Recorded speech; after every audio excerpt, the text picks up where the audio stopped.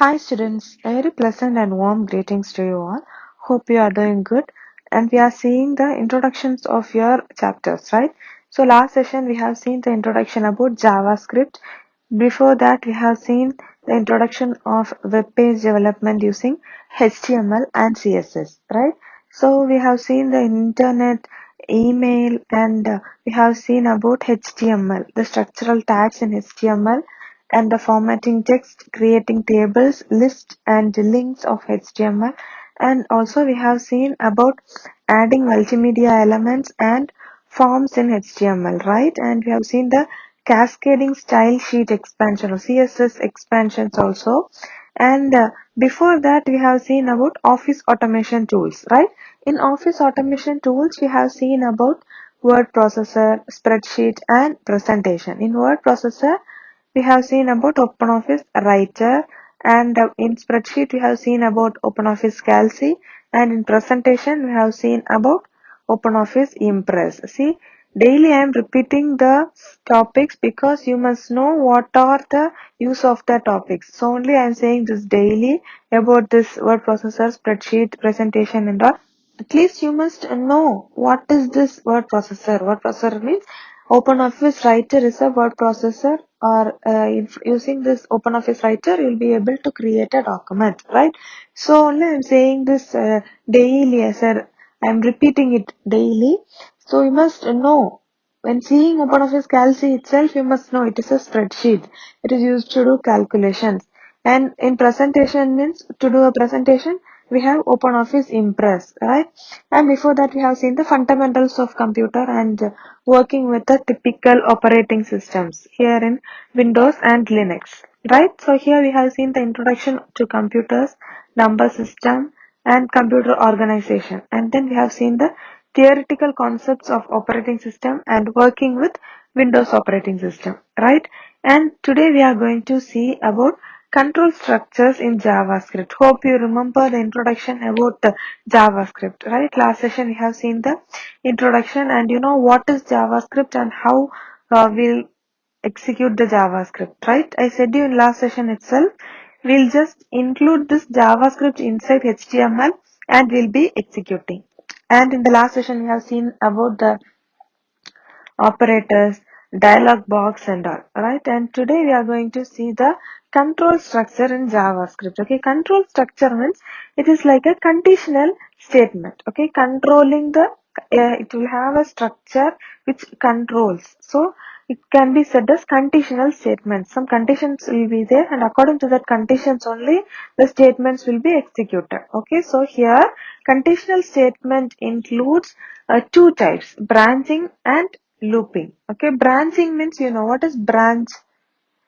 If you take a tree, one stem will be there, from there some branches will be there, from there some branches will be there. So it is a branching. So here we can say it is selection or branching. Okay, so branching means if there is one block, it will just have one condition. If the condition is true, it will go to one statement.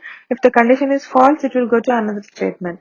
If the condition is false, again one statement will be there, and from there again it will, if it is true, it will go to one side, one true side, and if it is false, again it will have another block. Same way, this branching or selection statement will be there.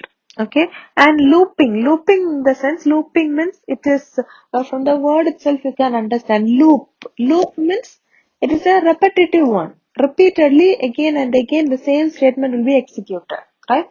So here, looping statement means here it will have a particular condition and it will be looping with increment or decrement operator will be there. So with each values, the statements will be looping till the condition is satisfied. If they have given a greater than 10 or a less than 10, like that they'll be giving the condition. Till that condition is satisfied, this statements will be looping again and again with one numbers. Okay, so here under branching statements we'll have if statement, if else statement, else if statement and switch statement. This is a very important topic in your 12th grade. So if you are knowing this basic thing about this conditional statements and about all these looping structure and branching statements, you will be able to learn the thing in 12th standard very easily. Okay, so this is the basic. So here itself you'll learn. So it will be useful for your 12th standard also. Okay, so first one is if statement. Okay, if statement means if one condition will be there.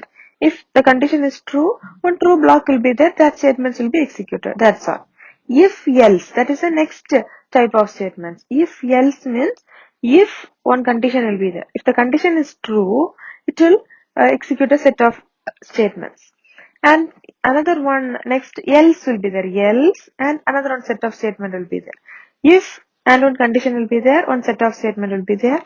Else another set of statement will be there. So if the condition is true, first set of statement will be executed, and if the condition is false, else set of after this else one next set of statement is there, no, that will be executed. And another type is else if. Else if means if one condition will be there, and if it is true, one set of statement will be there, it will be executed. And then again else if another condition will be there.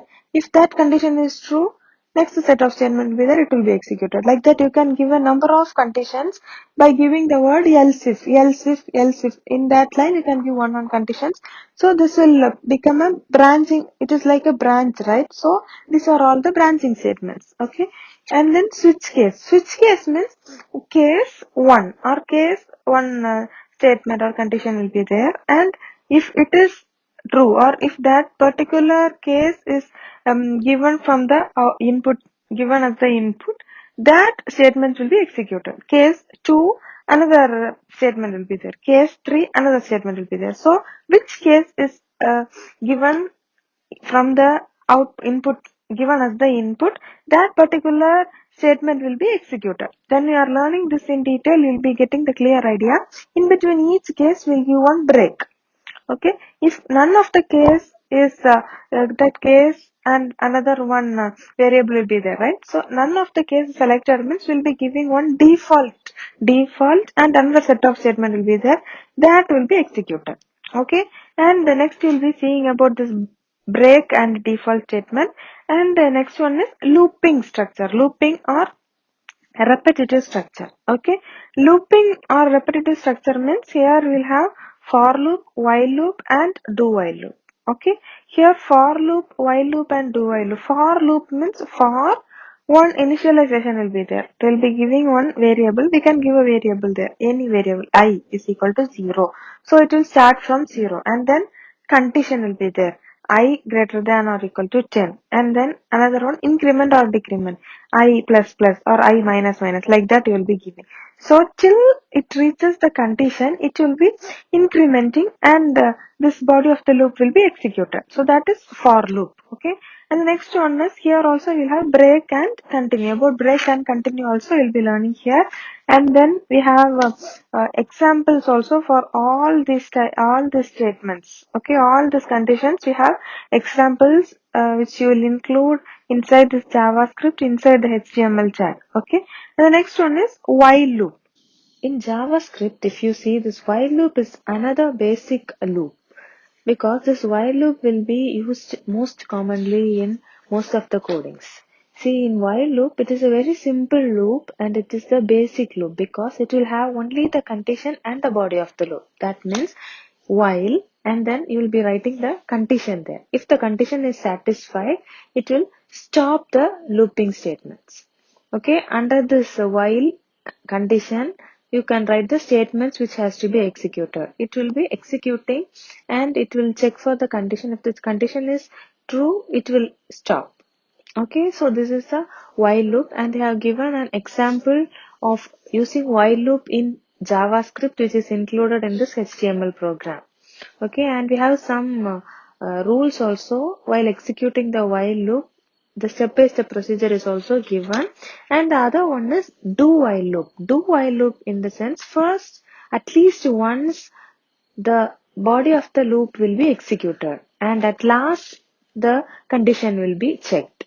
In while loop, if you see, first the condition will be checked. Here do while means once the loop will be executed, and after that it will check for the condition. If the condition is true, it will come back again, or if the condition is false, it will just stop. As per the condition, it will be executed. So that is the difference between the while loop and do while loop. Okay, do while means at least once the body of the loop will be executed.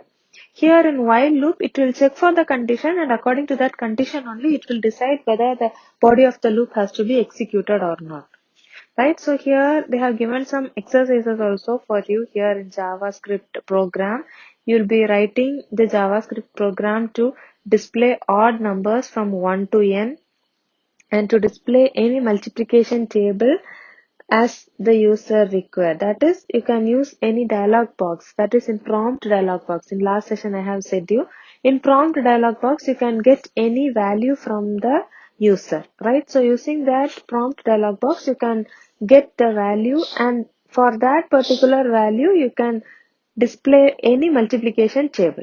Okay, and the other exercises to display as 10, 9, 8 like that till 0 you have to display. So for this and all, you will be writing the JavaScript by your own.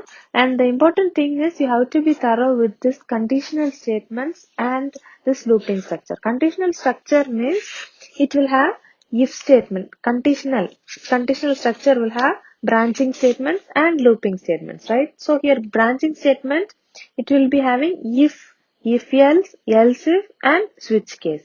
If statement means if one condition will be there. If that condition is true, the particular block or the set of statements will be executed.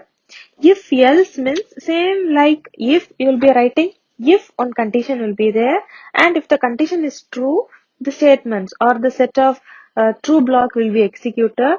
If the condition is not true or if the condition is false, this else part will be executed. Else part will be having a set of statement, or you can say it as false block. So that block will be executed if the condition is not satisfied. Okay, and else if means, as I said you, if one condition will be there. If the condition is true, the first set of block will be executed. If the condition is false, in the next line you will be having else if and another condition. It will check for that condition. If that particular condition is true, the particular set of statements below that else if line will be executed. Again, if the condition is false, it will check for the next condition which is given in else if line.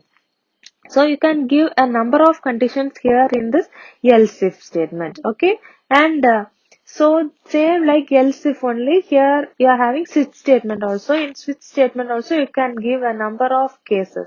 First case 1, case 2, case 3, case 4, like that. For each case you can give a set of statements, or you can give a block of codings to be executed. In between each case you have to give break, so that it will just end one case and the next case will be executed. So as per the user's input, the particular case will be executed, and at last you'll be having a default case. If none of the value in the case are given by the user, this is the default case.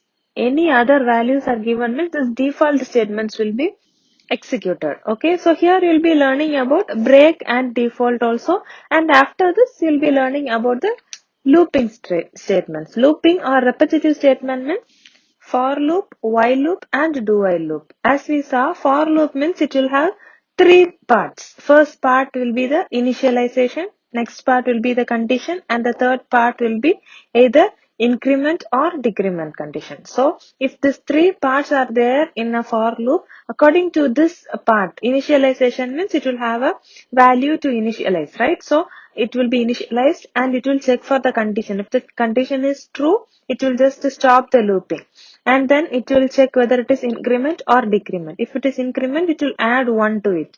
If it is a decrement operator, you will subtract 1, and it will automatically loop it for the next time, and again it will check for the condition. So if you are learning this parts correctly, you will be able to write a for loop for any type of program on your own. Okay, and the next one is while and do while. We saw the introduction about while and do while. Hope you would have got the clear idea about this statements. That is both branching and also the looping statements, right? In the next session, we'll see the functions which will be included in the JavaScript, and you'll be learning more about the JavaScript coding and all when you are learning this chapter briefly. Okay, thank you for your valuable time. Stay home, stay safe, take care, bye.